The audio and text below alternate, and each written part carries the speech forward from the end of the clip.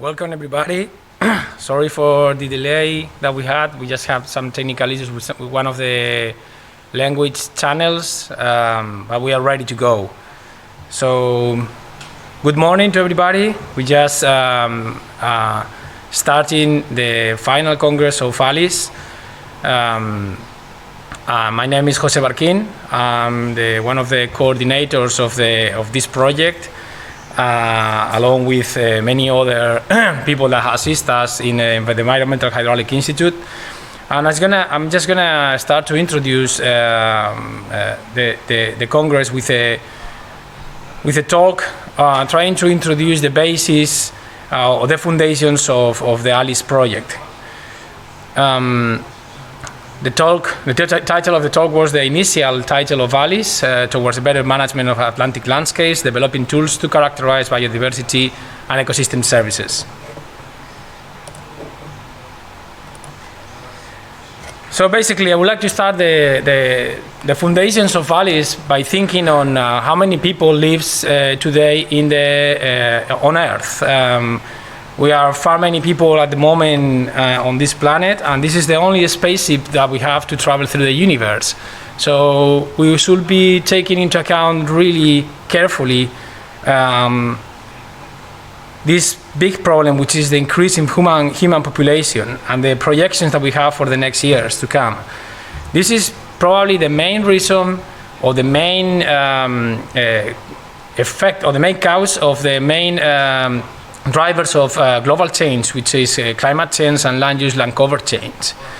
These changes are actually causing a huge biodiversity crisis at the moment. If we compare the numbers of abundance of different populations on Earth from 1917 till now, we see that there is massive reductions on the abundance of many populations, and especially the freshwater habitats have been one of the most impacted ones.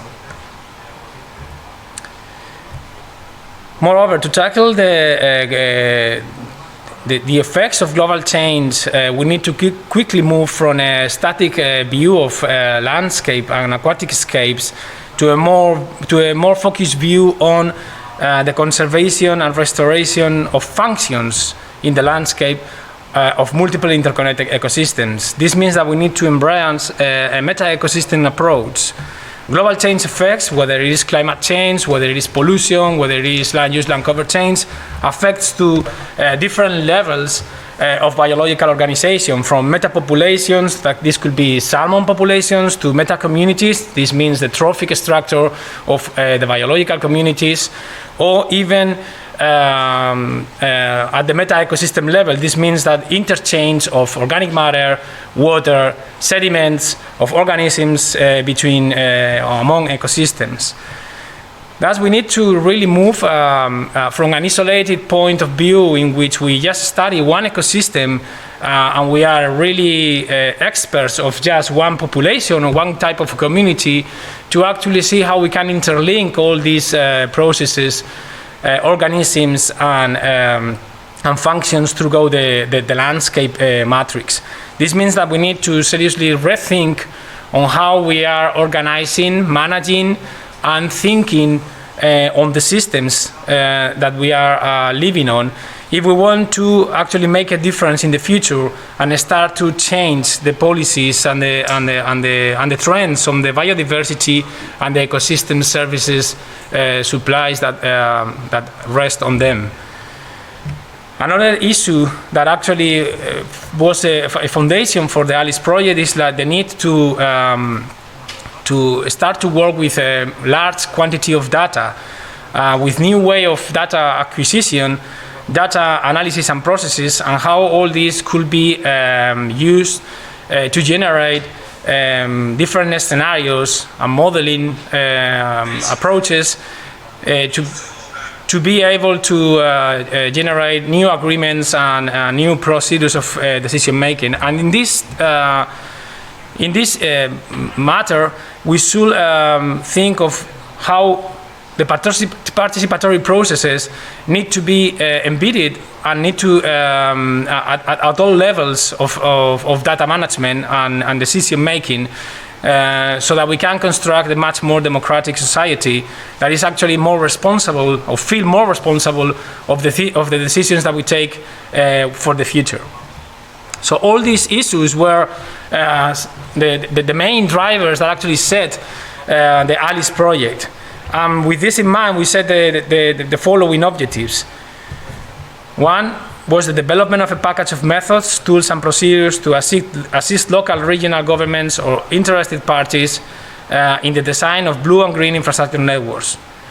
The second one was the identification of solutions to overcome barriers that might limit investment in BGINs in each of the 4 case studies. And the third is the development of a stronger scientific, socioeconomic, and environmental policy support for the effective implementation of BGIN.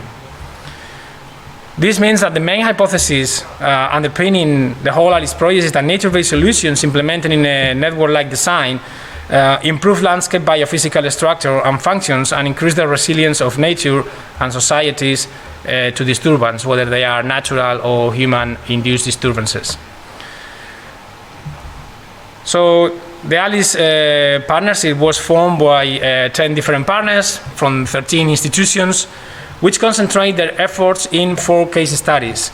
The 4 case studies span from the southernmost Portugal to the northern island one, going through Cantabria and actually the Co-Enon catchment in the Bretagne in northern France.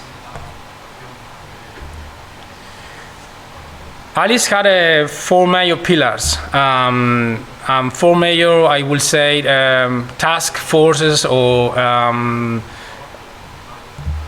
developments that we have to achieve.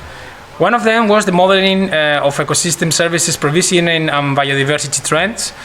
And we generated a list of them, and we generated a lot of different models or pick-up models that were already existing and adapt them to be used in the 4 case studies, like, for example, water quality model for phosphates, nitrates, suspended solids, or freshwater biodiversity models resting on macroinvertebrate communities and ecological status of freshwaters. All these modeling approaches were actually merged into a platform. I will tell later. We actually have another second pillar, which is the generation of scenarios, which is land use, land cover, and climate change scenarios as the main drivers of ecosystem service supply and biodiversity changes. We generated a climate change scenario, a land use, land cover scenario for each of the 4 case studies, and we use different management scenarios, which is the business as usual scenario. This means that we don't do anything special, we just extrapolate what we have been doing in the last 40 years to the future, and then an investment scenario on BGINs, what we call it the BGIN Utopia. Then we compile all the models and we integrate all the models in the K-Lab platform, so that we could actually see how the different levels of ecosystem service supply or the structure of the landscape will influence also the biodiversity patterns.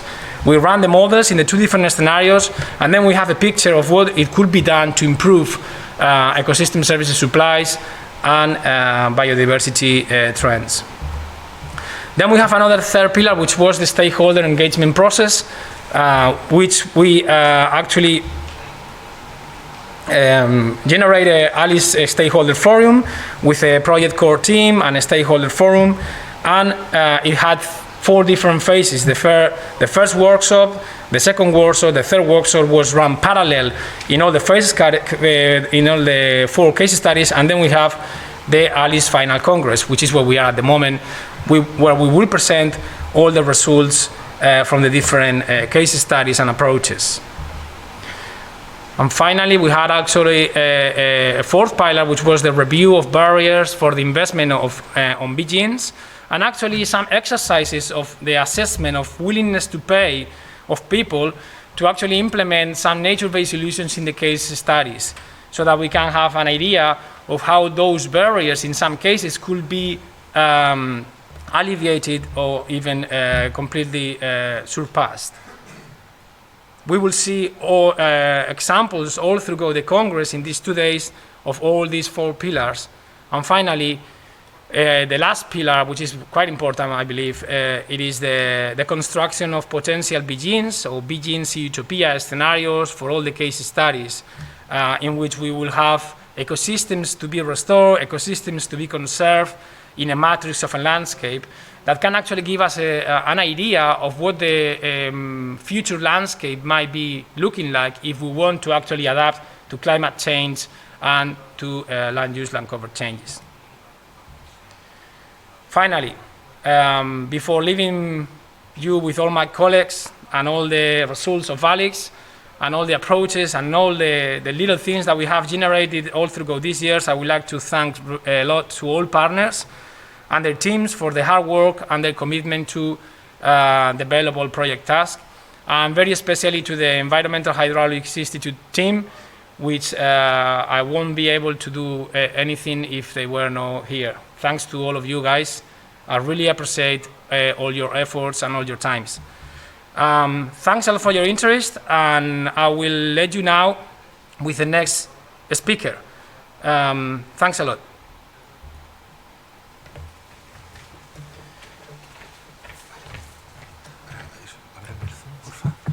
Esto lo cierro, ¿no? Espera, dejo de compartir.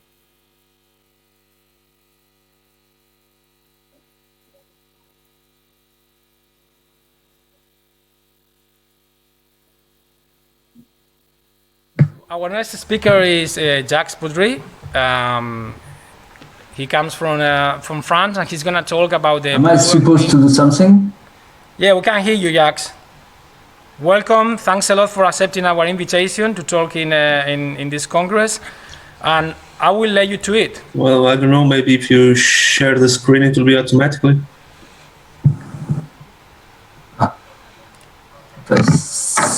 Screen. So please, everybody else, just close your mics, and we will let Jacques Baudry do you hear me? To talk. Yes, we can. Yeah? Yeah, all good. You hear me? I go on? Yeah. Okay. So first, thanks for the invitation. And Thomas and a few of you have asked me to talk about the French ecological network policy. And I think the important thing is a step toward the global biodiversity management. So I will briefly dwell on 3 points. The key characteristics of the French ecological network policy, and the species, how the species have different capacity to move at different scale, and how that matters for green and blue infrastructure. And I will specifically focus on ecological networks at the local scale, that means a few hundred square kilometers. The key characteristics are the consideration of ordinary biodiversity and landscapes. It can be anywhere. It is also compulsory to define blue and green ecological infrastructure in planning. And this definition at different scales through all landscapes. So it means that it be defined at the national, more the regional, municipality levels during the planning processes. And there are some constraints. In theory, the region defines its ecological networks, and then the lower levels are embedded in these networks and add their own local networks. And there are connections among different types of habitats, wood, grassland, and it can be crops as well. The difference in the movement of capacity at different scales. And here I will leave French to go to Spain because most of the results are from the WoodNet project, Biodiversity project. And we worked with very different species with very different mobility and like bears and ground beetles or butterflies. And here we have the one. our Spanish colleague did is to compare different types of satellite images to run models based on Earth circumscape and what they didn't find any much differences between the output of the different images. And what is to be noticed is there are images that are free. And I think this is an important point, where more and more free images. As for us, we mostly worked on so here is this much smaller area, a group of municipalities, and we work on carabids and butterflies. And so we run models more on continuity of habitat, because these species can barely cross landscape elements that are not habitat. So that's why I will focus on ecological networks at the local scales, because many species have a very low dispersal ability. These local scale agricultural landscapes are important, and they are highly dynamic. And many landscape elements have a complex structure. So this requires fine scale, a high spatial definition to characterize the landscapes. So here the first point is we made a plea to use quantitative maps to integrate local gradients rather than qualitative maps, because categorical maps of land covers, the land cover mosaic model have a number of blind spots. Any given type, wheat field, deciduous forest, have the same representation. Here you have the maize, woodland, and wheat, and they're all the same. All interfaces between elements of different types have the same weight in landscape metrics, and the changes in phenology and biophysical states cannot be included. So this gives weaker results in the relationship between landscape and biodiversity than the use of more quantitative maps. And here we have two examples. One example is, that's a different site, that's on crops. Because crops change, everybody knows, during the year, and they offer a different cover, and they are used differently from one season to the next. And here we have pictures showing the differences between maize on the left and wheat on the right. And this can be analyzed using Sentinel-2 images, and we can map changes in vegetation states and how this will affect the landscape permeability, for instance. Here we have an example with a radar image. We have a hedgerow and an image from the radar, and we can see very much the internal heterogeneity, and this allows us to produce resistant maps of hedgerow networks where movement is easy and movement is difficult. And I remind people that we are using raster maps, so this can be defined at the pixel level. We must notice that in this approach, hedgerows as distinct object is totally irrelevant. And this can be a problem sometimes because people like to have hedgerows. Another point is still hedgerows. We have many hedgerows. There are complex features. There is a linear structure of shrubs and trees, and that's habitat and corridors for the so-called forest species. It can be a barrier for open landscape species. And there is also a herbaceous linear structure at the bottom that is usually not represented on maps. So we have to add this herbaceous layer onto the hedgerow map to integrate its function. This means that you cannot just take a map. You have to think about what you want to see on the map and add features if you want to add features. Very importantly, as I'm a landscape ecologist, and that habitat suitability is at multiple scales. We collect carabids in hedgerows, and we can have many different species, up to 60, 70 species. But when we look in the landscape in which hedgerows are, for instance, this landscape A and C, that's very different structure, and we find very different type of carabids.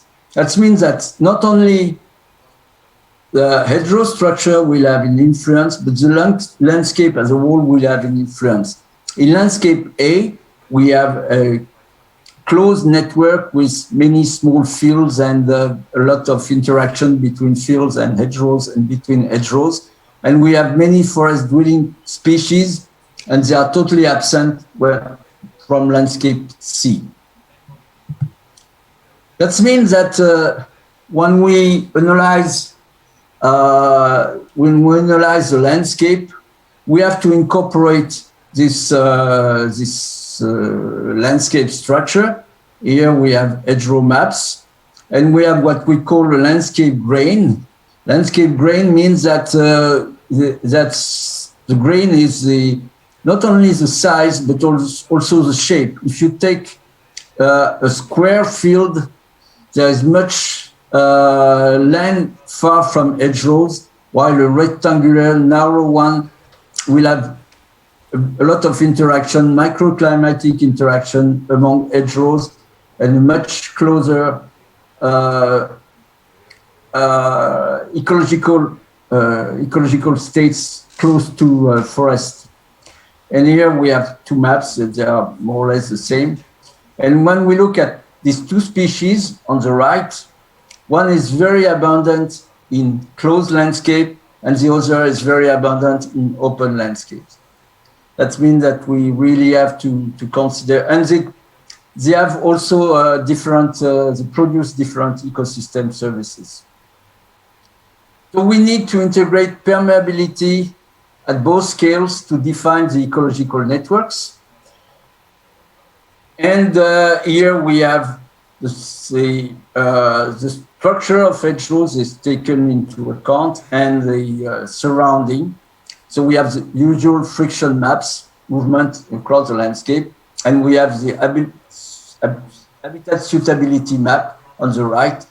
We can define then this habitat suitability, including both hedgerow structure and landscape structure. And this is very important for hedgerow management, of course, and for landscape design, for planning. And this is something practitioners really understand well. I don't know how much time I've left. And, but here are a few messages for me that are important. Choose and make the starting maps with care. Most of the time, people take the maps that are available and don't think very much about the properties of the maps. Choose a modeling approach suited to species movement capacity. If you use graph for species that need a continuous habitat, it's very difficult and it doesn't work very well. We have also to remind that models do not tell the truth. They are tools for discussion among practitioners and stakeholders. And every species has specific ecological requirements, and protected areas are only suitable for a limited set of species. And then make your science actionable. This means you have to define your models with practitioners so they can understand how to use them in the planning process. Thank you for your attention.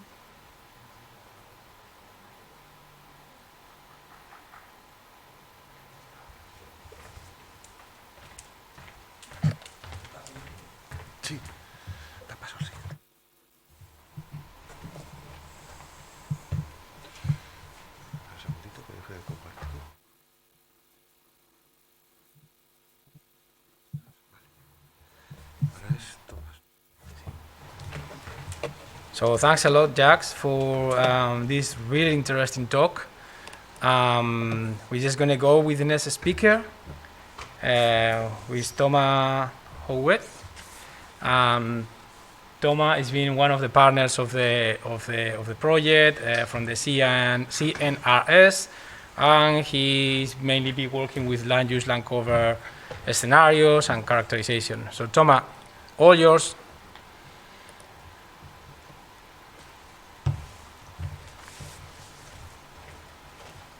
Thomas, if you want, you can start. You can start sharing your screen.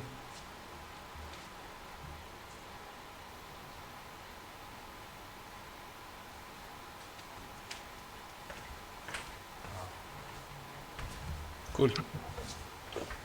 I hope you can hear me. Pepe, thank you for giving me the floor.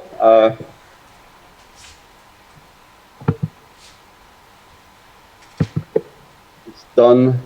Normally it's done. Can you hear me? Yeah. All good?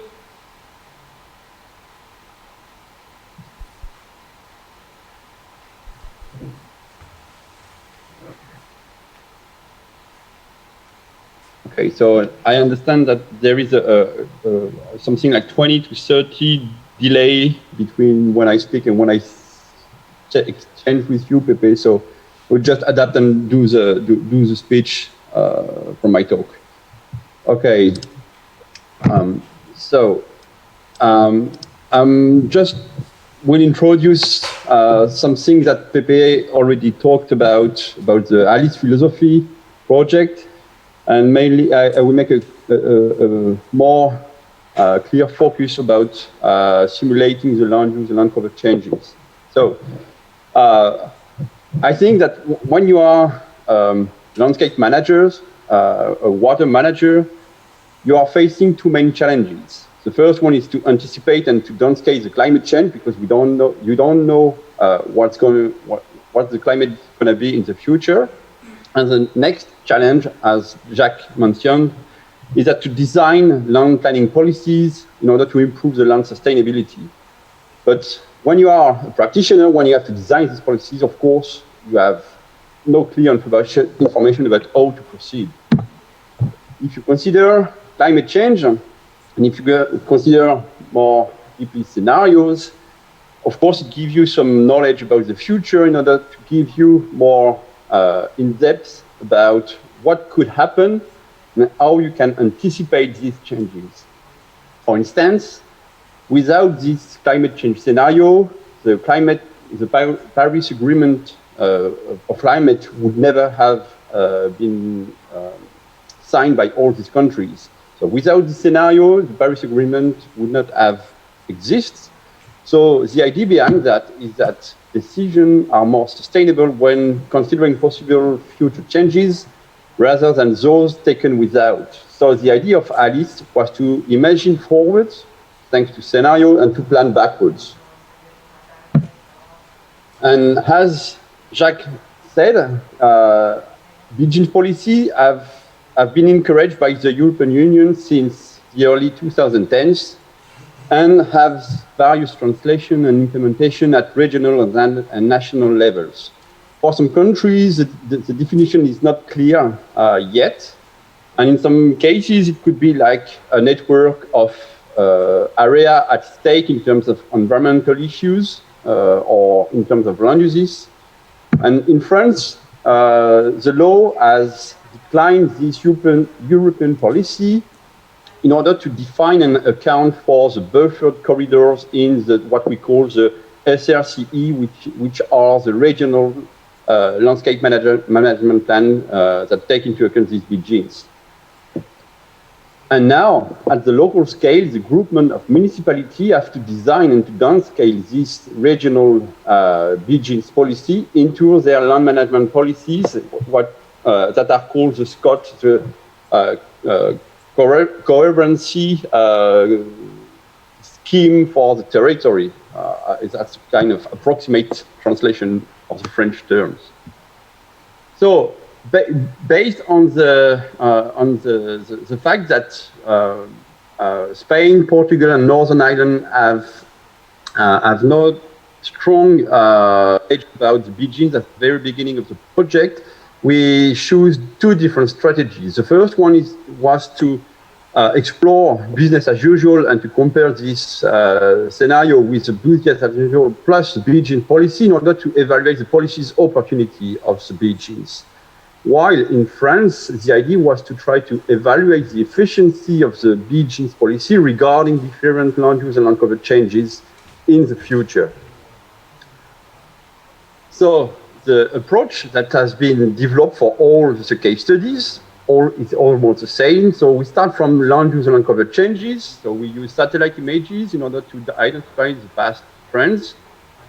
Then, thanks to participatory workshop, we define what could be the elements of the BGIN at stake for each practitioners. Then we use this scenario as parameters to define some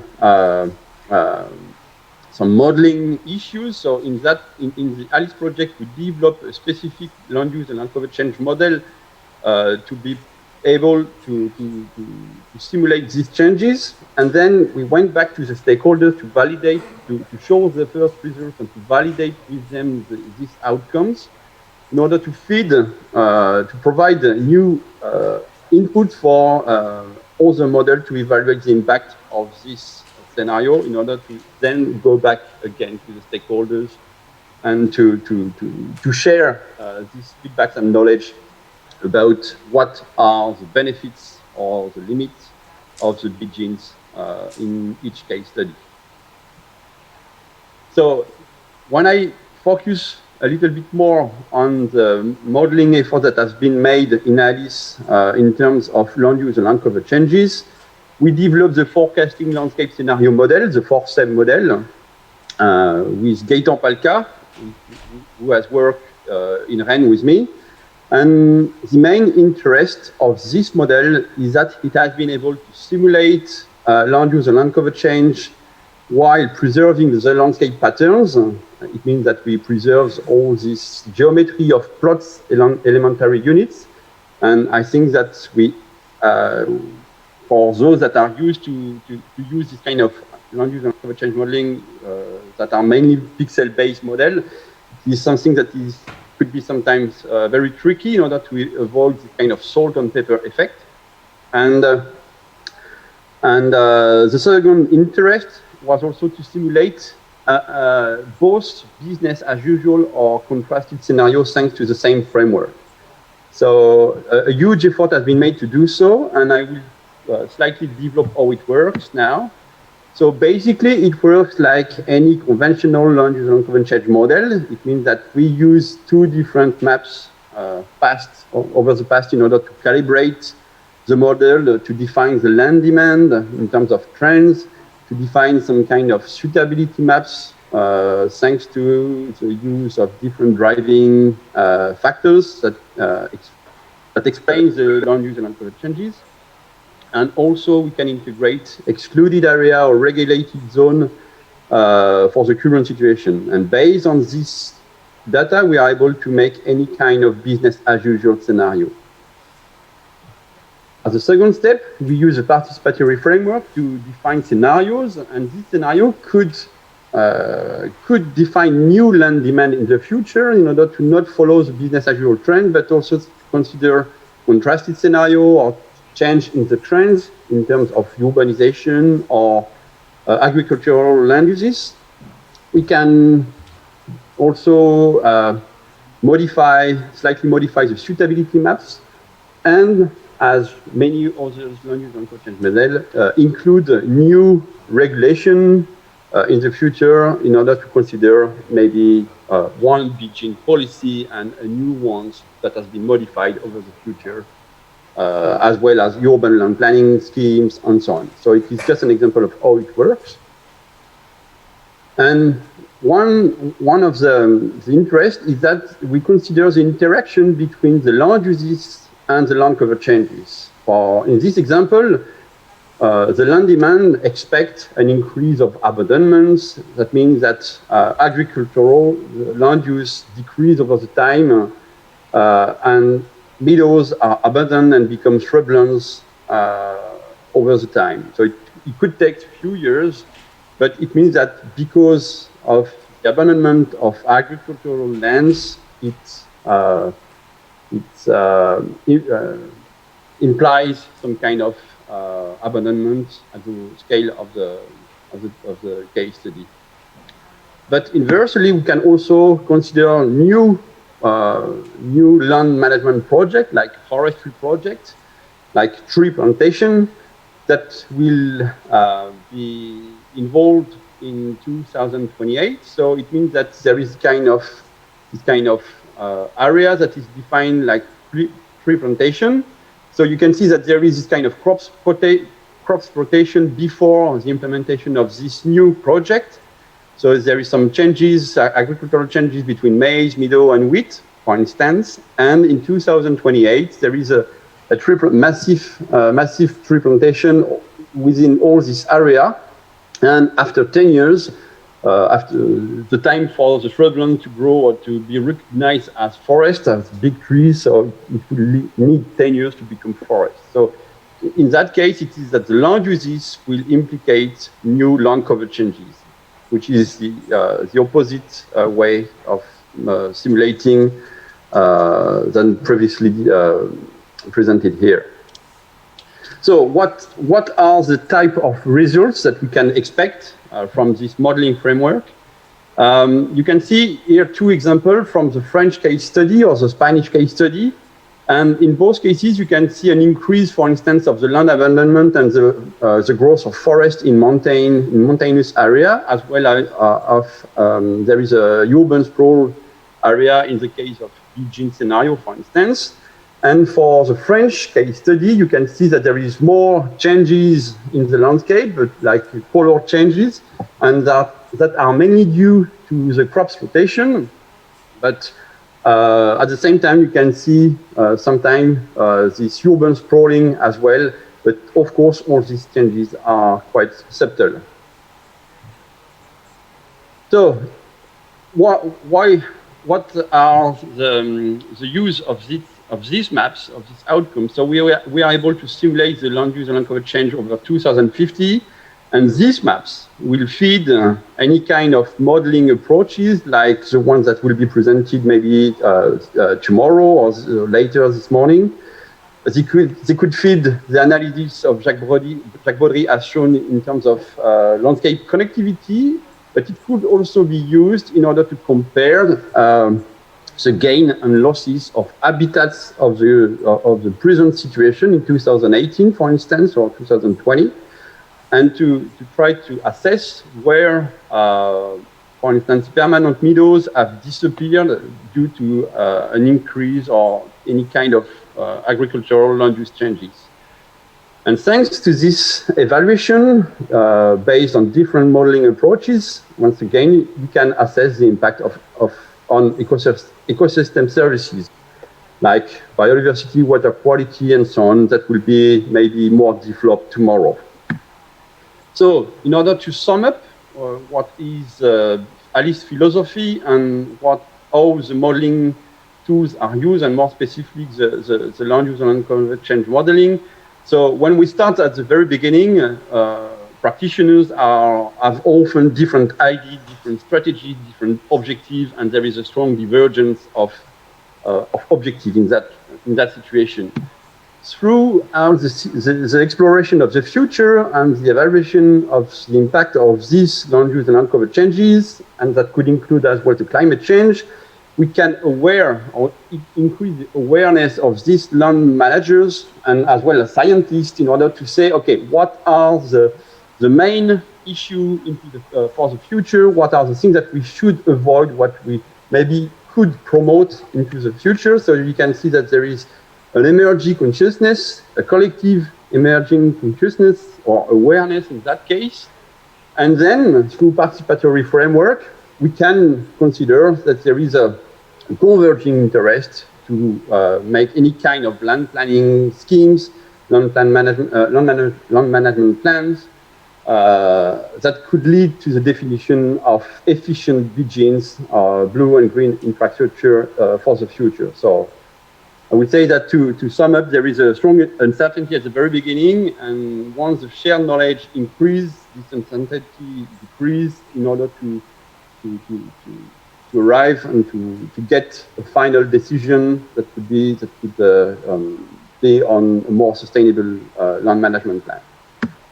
So I would like to thank you all, and have a great day through the ALICE project. Thanks.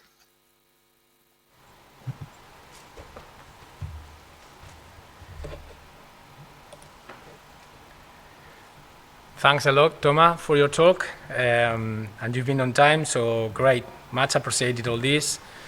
Now, I just want to introduce to everybody that all the questions that we have for the different speakers, please annotate them somewhere, and then we can launch them through the chats, through the different chats at the end of the day, when we will have a table and to share your questions. Thanks a lot, Thomas. So next speaker is Jose Manuel from the Environmental Hydrologic Institute. He's been really involved in all the tasks of the project, from the most small technical ones to the larger coordination tasks of many different issues. So I'll just let you with him.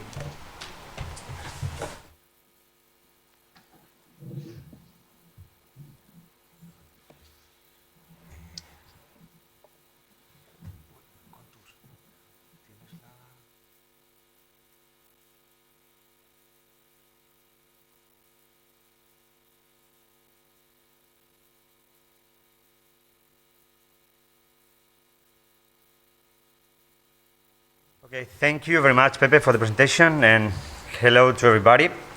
I'm going to try explain you quickly something in the middle of what Thomas explained us about land cover patterns and about the ecological theory that Jacques explained us, how all that patterns are the refugee of the biodiversity and how everything changes altogether, landscape and biodiversity. So in ALICE project, one of the main targets is that we need spatial data. But which kind of spatial data? Thomas explained to us that we have been moving landscape elements from the past to now and into the future and the different scenarios. And this has been done for all the ALICE case studies. And using as example the Spanish one, we have RAD gradients on which we have been assessing how landscape change from the current scenarios into future scenarios, and also into BGIN and other simulating scenarios on which we see a change in the landscape patterns. We lost pasture land, we increased the forest land in the mountains, and so on. All that changes involve a large dynamic of the landscape elements, processes, and services. So biodiversity changes from the top of the mountains to the coastlines, not only moving that landscape elements that advance or that have gains or losses, but also the different vegetation patterns that are included in that landscape elements. For assessing that biodiversity patterns, we need we apply approaches as the habitat mapping, on which we need in situ information. We need expert criteria that afterwards, using remote sensing, using spatial modeling, are enlarged to the whole study area, allowing us understanding how that biodiversity patterns, that vegetation dynamics occur across landscapes continuum. For making these kind of assessments, we need 4 main boxes of information. We need to know first a classification system on which focus our predictions. We need some kind of vegetation classification system to afterwards collect information, in situ information with expert criteria on that classification typologies. We afterwards need predictor layers for enlarging that in situ observations. And finally, we need some kind of ecological modeling algorithm approach for putting all together and create our predictions, as we will see later on. So here in the ALICE project, we use the UNIS classification system at a level 3-4 in all case studies. We made large surveys with a big effort of botanists in the field that move in all the case studies, taking a collection of the main habitat types, of the main UNIS habitat types for all case studies. Here, this is the Spanish case study. We have been the last 3-4 years going to the field, and we have already, for our region, a large amount of information about that UNIS typologies. Afterwards, we put this in situ information in combination with a large number of predictor databases. We use environmental limiting factors. Of course, we know the topography, climate dynamics. We have even some kind of information about soil properties. And also, we have remote sensing data at different resolutions. We have time series of Landsat imagery that we can go until the middle 80s, for example, up to now. And of course, we have Copernicus information with the high resolution, high temporal resolution Sentinel information that allow us, including phenology, with a high spatial resolution and an improved spectral resolution. So we have different sources of information that are put all together with in situ data. The information is combined using different algorithms. We use here in the ALICE project support vector machines, but we explore the MapSen capabilities and other approaches in our environments and so on for getting our predictions. So which maps do we obtain with the habitat mapping modeling? So when we talk about the species or habitat distribution modeling, we can model only with environmental limiting factors. In that case, we obtain potential distributions of vegetation. By including remote sensing, what we get is a reduction of that potential distribution into local and realized potential distributions, or as we call, area of occurrence distributions. So when we model only with environmental limiting factors, we get potential distributions. When we use remote sensing, we create the real, current, or realized distribution of vegetation types. Let's go to see it in maps. As a first result, this means that we decrease the area predicted of occurrence of each habitat type. So as soon as we include remote sensing, we map the local area of occurrence. That will be the distribution of a vegetation type in different ecological statuses. I mean, that we get like the whole picture of the current distribution of the habitat type. When we put different habitats in combination, we get only the areas on which each of the habitat dominates. So mixing environmental limiting factors plus remote sensing plus the distribution of multiple habitat types, we get something reliable, something that can be related to the real distribution of vegetation on the ground. In a map, this is the shape of one of the maps that we get for one kind of shrubland. This is the map that we get of one kind of forest, but when we put all together, we move towards potential to this realized or current reliable distribution of vegetation. When having everything all together, we have something similar to the maps that we get going to the field and making our photo interpretation. So we jump into the biodiversity distribution of vegetation types in our study area.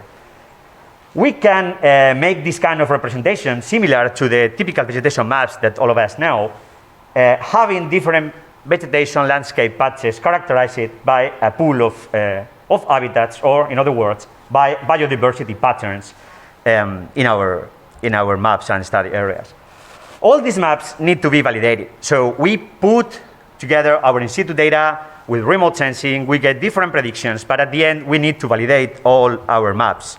With this kind of validation, we know which kind of models are reliable, which kind of models can be accepted and analyzed in further analysis, and we know which kind of maps have to collect more data, need to improve the resolution of the predictors for making better simulations. So with this information of accuracy, we can select which maps can be included in further analysis of biodiversity and which maps need to be improved with more work in the field and better information of our predictors. And this has been done in all ALICE case studies. For each of the case study, we develop a report on which we explain the whole methodology, And each of the habitat types that we modeled was characterized with a color, the green color, the yellow color, the red color, in which we define which was the accuracy, the reliability of each of the maps developed. We only kept the reliable maps. We only kept the habitats that were modeled with higher accuracy. For making a combination of that maps, we can see here more or less the general pattern of all case studies. The most of the maps in the base of our information were more or less acceptable. The spatial patterns that we got were more or less acceptable. And all that maps were put in combination with information that Thomas showed us before. What we wanted to do was not only mapping the vegetation distribution, we wanted to put that biodiversity patterns, that vegetation distribution, in combination with the land cover dynamics. So we know that landscape maps, as Thomas explained us before.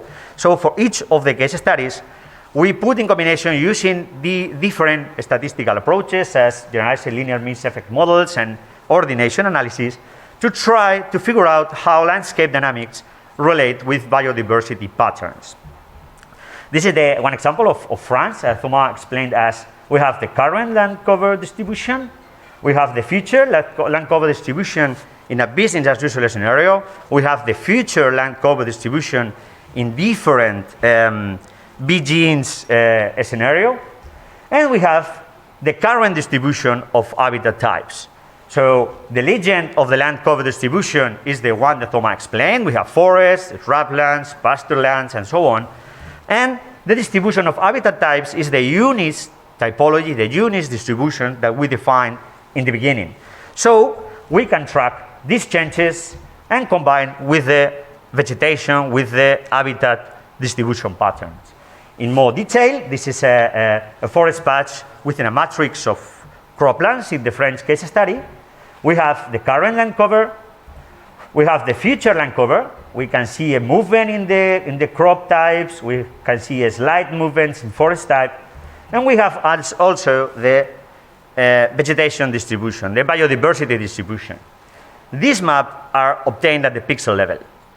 In looking for a relationship with what Jacques Baudry explained us before, we have the internal variability of each of the patches. We not have only the dominant habitat type of each land patch, but we have also the internal variability of that patches.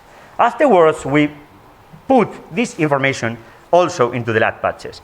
So with this kind of information, we can make assessments between land patches. We can make assessments of the internal variability of the vegetation patches, and with that,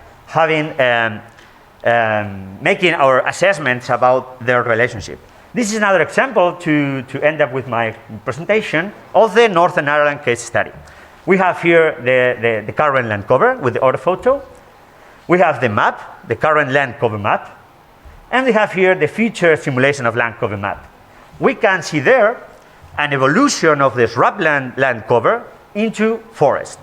We can see here that the simulation forecast the distribution of a forest type in that location. And the habitat type, when we model biodiversity, instead of model landscape features, instead of common landscape, modeling landscape elements, we identify a differentiation of the vegetation patterns within that patch. What can be related that biodiversity is more or less taking into account that landscape dynamics that the future simulation of landscape is assessing. So this was our main objective. We wanted to understand what is going on in our case studies across the Atlantic gradients, understanding how pastureland, shrubland, forest evolve in time because of land abandonment, how land use intensification modifies that environment, modifies that patterns, and change shrubs again into pastureland or forest again into shrublands because of fires and so on. And finally, trying to understand how biodiversity relates with that patterns, making at the end a strong effect of the landscape in the landscape functioning. This landscape functioning will be the core topic that my colleague will explain later on. And in this step of habitat mapping, we wanted to understand how the landscape biodiversity is related with the patterns for finally controlling and driving the function of our landscapes across ALICE case studies. And thank you very much.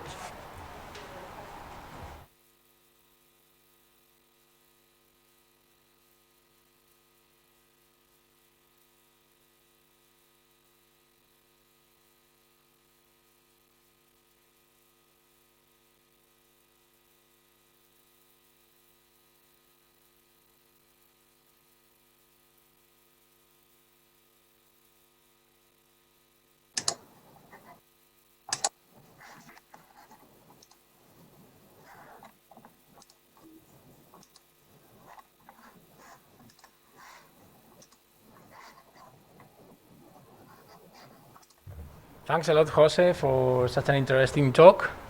Now we're going to move into the next talk with Sandrine, but just before Sandrine can start to talk, I will let you know that for those ones that are on your office or at home, we just want to tell you that we have over 150 people connected at the moment, so this is very good. We are not alone. And just I wanted to share with those numbers with you. So Sandrine, you have a lot of audience, although you are not, although you are alone in your office, I guess. So looking forward to your talk. Sandrine comes from the University of Rennes, and she's gonna talk about effects of landscape structure on biodiversity and productivity. Here you go, Sandrine.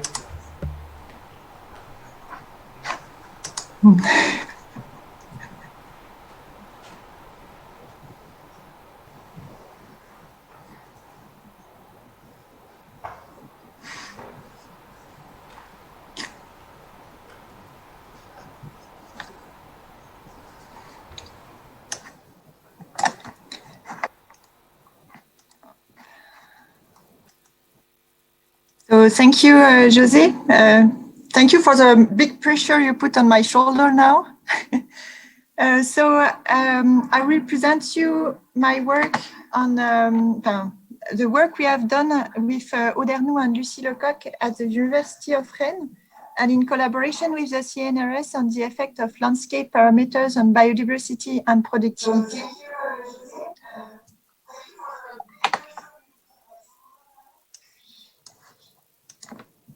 So we started this work because in ALICE we wanted to analyze future landscape changes on ecosystem services, and one of them is biodiversity conservation. So to evaluate such effect, we need proxies that are linked with biodiversity, and that could be easily calculated over large-scale territories. So one of these proxies is habitat types. It has been developed since the Natura 2000 directive to assess the ecological interest in terms of biodiversity of territories. And habitats are based on the concepts of biotopes, which assumes that for a given combination of abiotic conditions, we have a given plant community. So different habitat types will correspond then to different species assemblages. And we know in the ecological theories that biodiversity results from local factors, including abiotic environmental filtering, but it results also from factors operating at a wider scale, such as linked with the landscape structure. And in ALICE, we wanted to analyze how these landscape structures that we simulate through the scenarios, like Thomas says just before, how it can affect biodiversity. So landscape structure can be decomposed into two main components. The first one is landscape heterogeneity, that includes the composition and the configuration of landscape elements constituting the landscape mosaic. So composition is linked with the number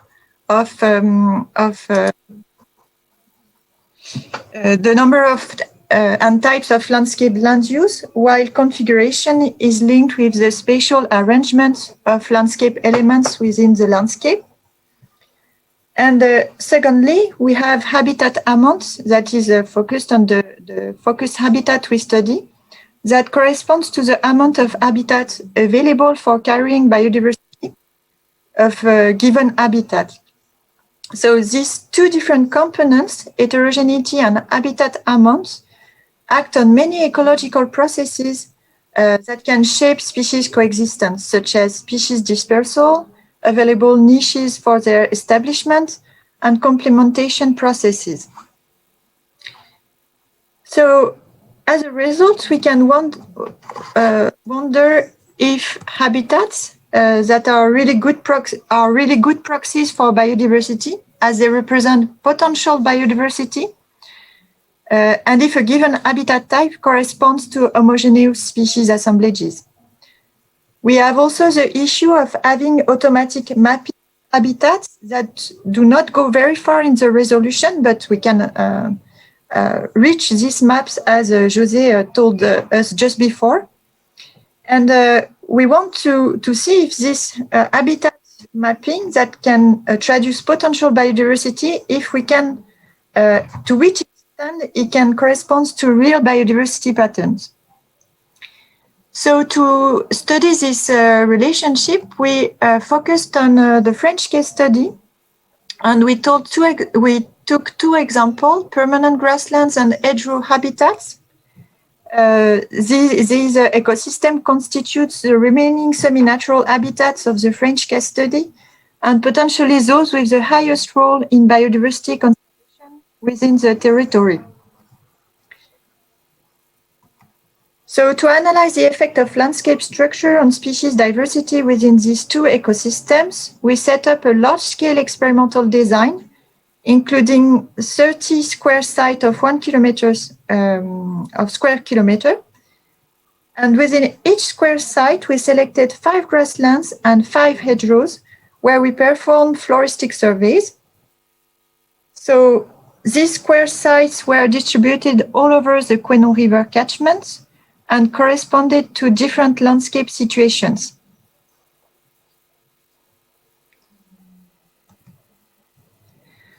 So these square sites were selected to represent the range of values along 2 independent gradients of heterogeneity in terms of composition or configuration. This means, for example, that we have landscapes with more or less many land use types, while we have landscape with more or less big patches in the landscape. So we can combine we have all combination of these two gradients. And we selected also these landscape situations depending on their value in habitat amounts for hedgerow and for grasslands. So here again, they were chosen so that the 4 landscape gradients were not correlated. So we have all combination of these 4 gradients and very different landscape situation. So what we have demonstrated, especially with the PhD thesis of Lucie Lecoq, is that within a same habitat type, we have a large range of biodiversity, with 2 to 3-fold changes in species richness for grasslands and hedgerows, respectively. But despite this large variation, richness is independent of landscape structures, suggesting that within a given habitat diversity, we have other factors and abiotic conditions and landscape structures that drive the species richness. And this is probably factors that are linked to habitat management, and these habitat managements are insufficiently taken into account in the UNIS typology.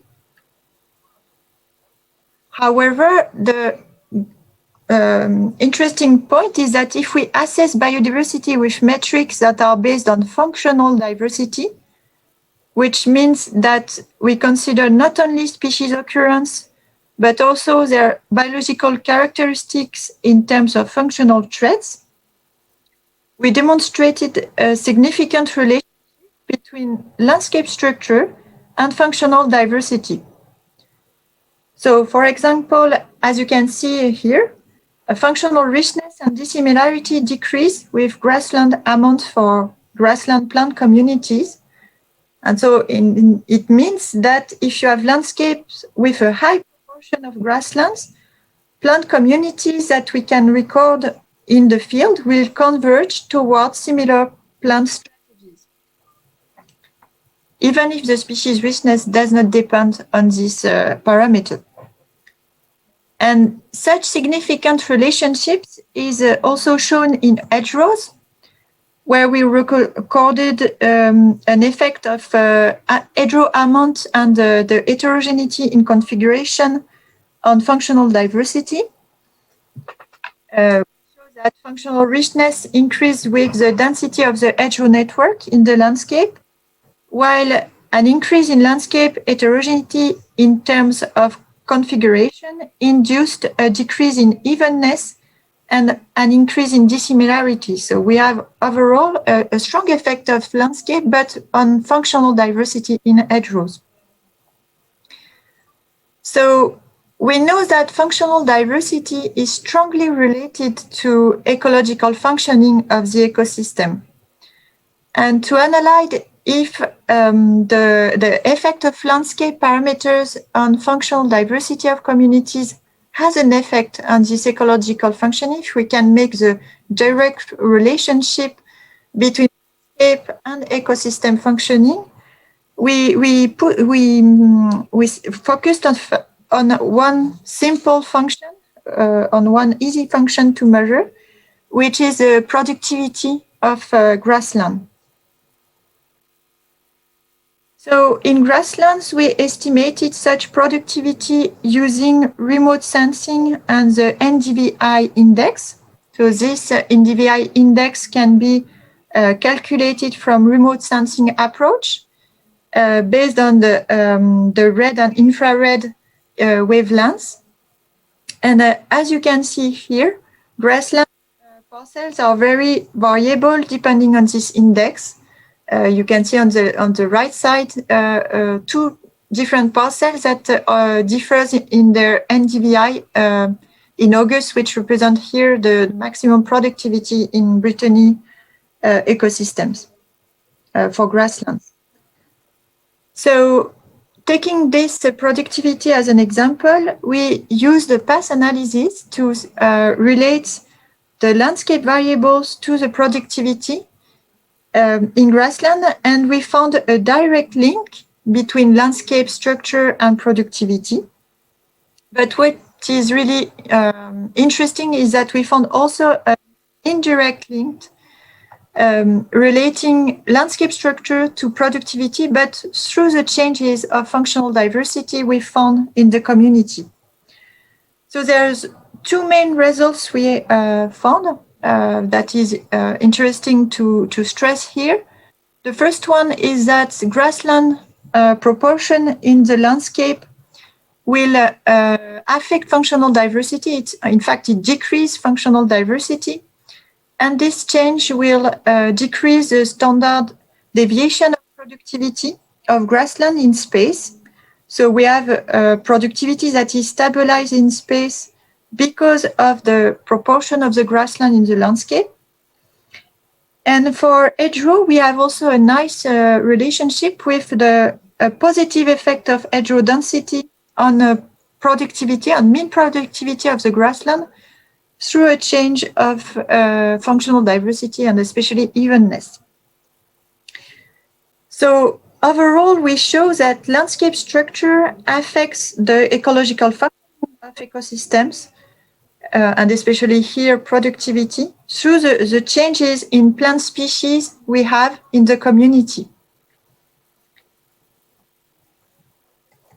So to conclude, we made the following conclusion. So habitats encompass, for a given habitat, we have a large range of plant diversity with a strong potential effect of management rather than landscape in this taxonomic diversity. But if the landscape structure do not affect taxonomic diversity in a given habitat type, it affects functional diversity and results then into a change in the ecosystem functioning. So potentially other functions may be related as well to this landscape structure, such as pollination, resistance to disturbance, and pest control. And to take into account all this, so this relationship between landscape and functioning through the changes of plants, we could consider to use habitat mapping for assessing conservation issues, as José mentioned just before, but we could also add functional maps that could provide complementary metrics that are derived through remote sensing and that could assess also the plant functional trait composition. So an example of such maps is provided here from another Interreg project. So thank you for your attention.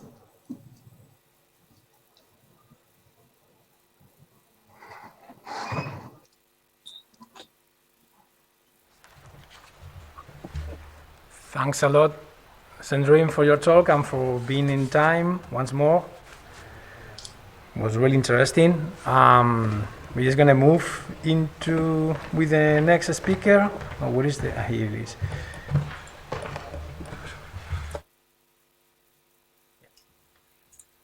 So our next speaker is André Fonseca from CITAP, from the Universidade de Trás-os-Montes e Alto Douro in Portugal. So André, all yours.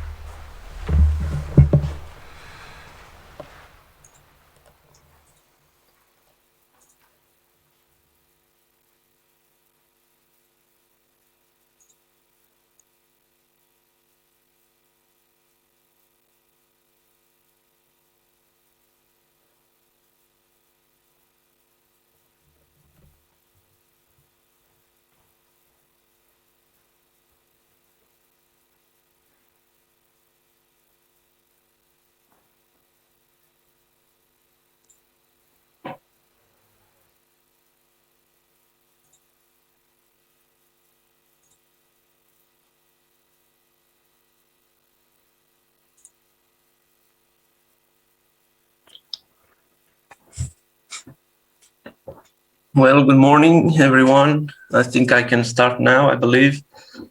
So my name is André Fonseca, and I am part of the Portuguese team in Project Alice.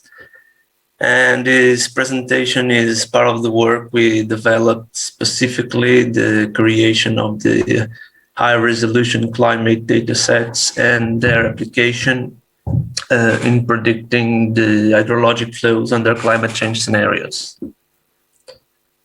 So the main objectives of this work were to develop very high-resolution gridded datasets of approximately 1 kilometer of spatial resolution of daily data.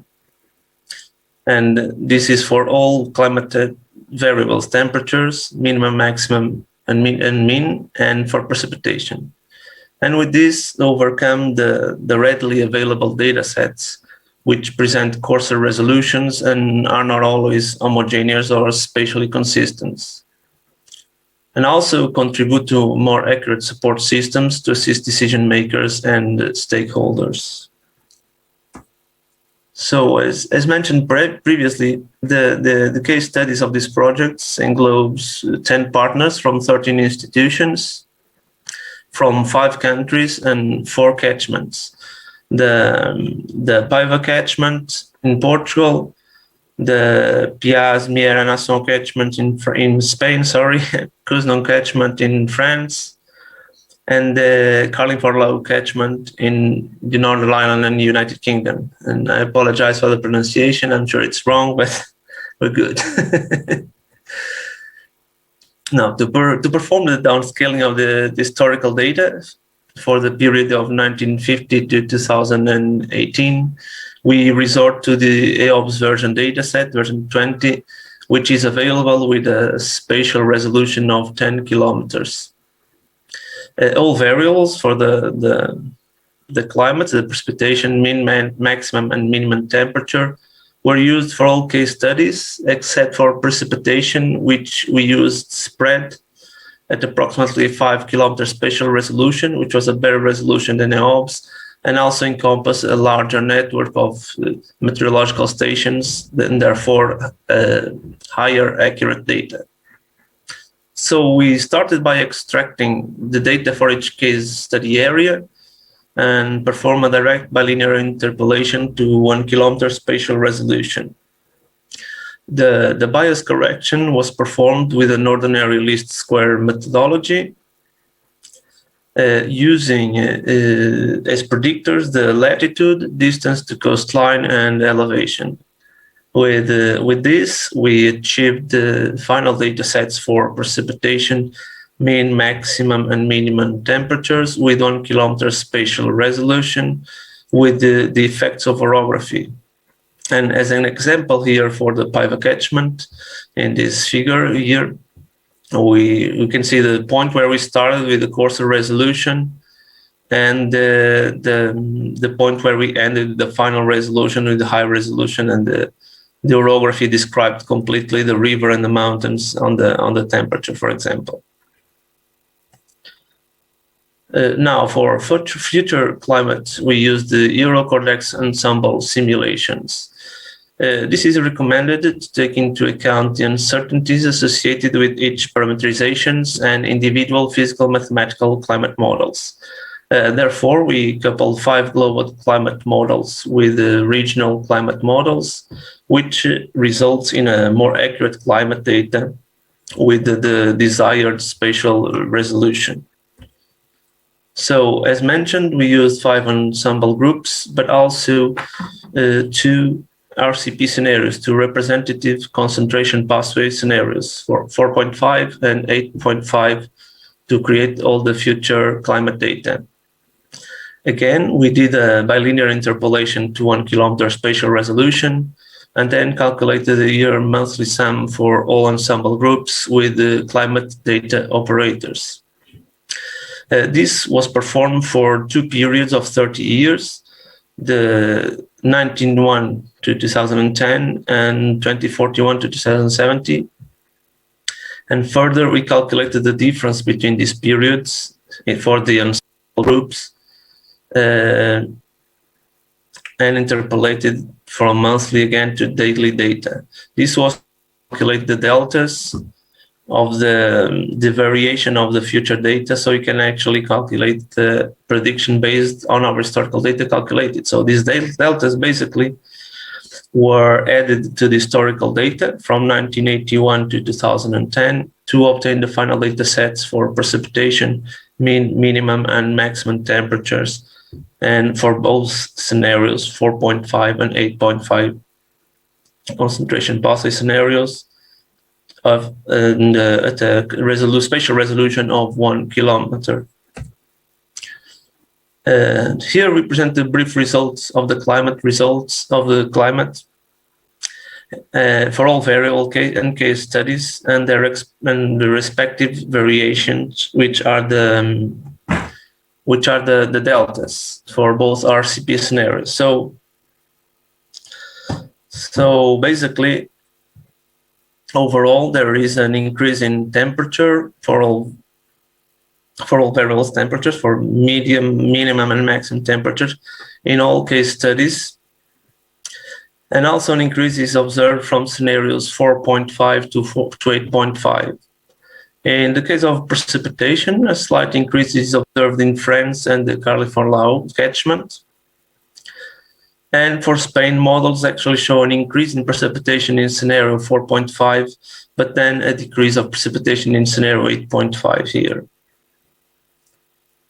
when compared obviously with the historical data. Well, other results that are not shown here, but can also be calculated, are several precipitation and temperature indices, extreme indices, as well as seasonal variation that can be analyzed further to study and better comprehend the evolution of all climates in all case studies. Sorry. Now, to show the results for the temporal variation between historical and future data sets, we calculated the mean annual temperature and precipitations for each catchment. Well, here is more noticeable, actually, the increase in temperature for all scenarios here. And obviously, I'm sorry, the precipitation decrease for Portugal and Spain for both RCP scenarios. While France and Northern Ireland actual catchments, the precipitation is fairly constant or slightly higher than the historical data. Sorry, I just messed up here. So to take fully advantage of this, oh my God, it just crashed. I think it's okay.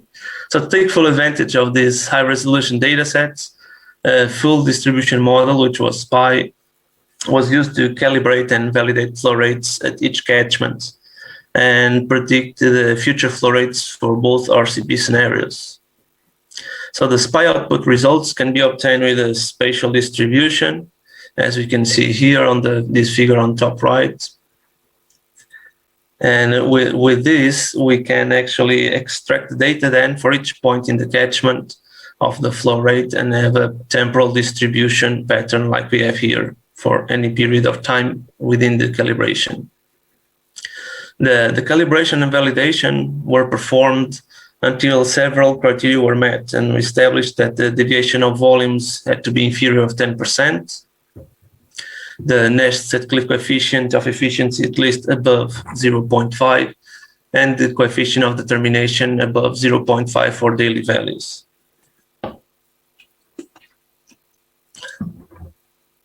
The mean annual flow rate for Portugal and Northern Ireland case studies here show that the tendency is for lower mean annual flow rates for future scenarios. For both case studies, we can actually observe higher lows and lower highs in the simulations. Between RCP scenarios, we can actually see that the Northern Ireland and the United Kingdom catchment show an actual increase of flow rate in the scenario of 8.5. And this is actually goes into accordance of the observed, actually simulate higher precipitation in scenario 8.5 than when compared with 4.5.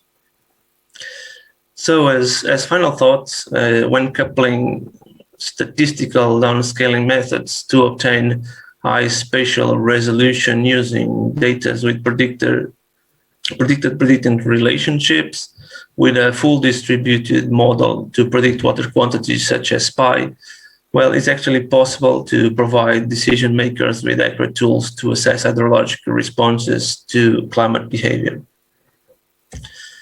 And with this, I thank you for your attention.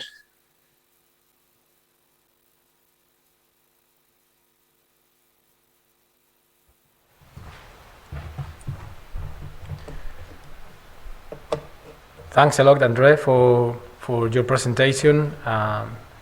It's really good to see all those efforts in just one presentation. Amazing work.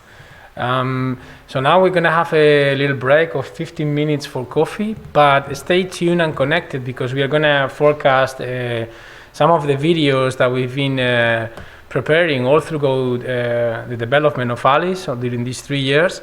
So yes, enjoy your coffee while you are watching the videos, please, and I hope you enjoy them. We will be back here right on time in 15 minutes, right? So catch up you in a while, have a good rest, and enjoy the videos.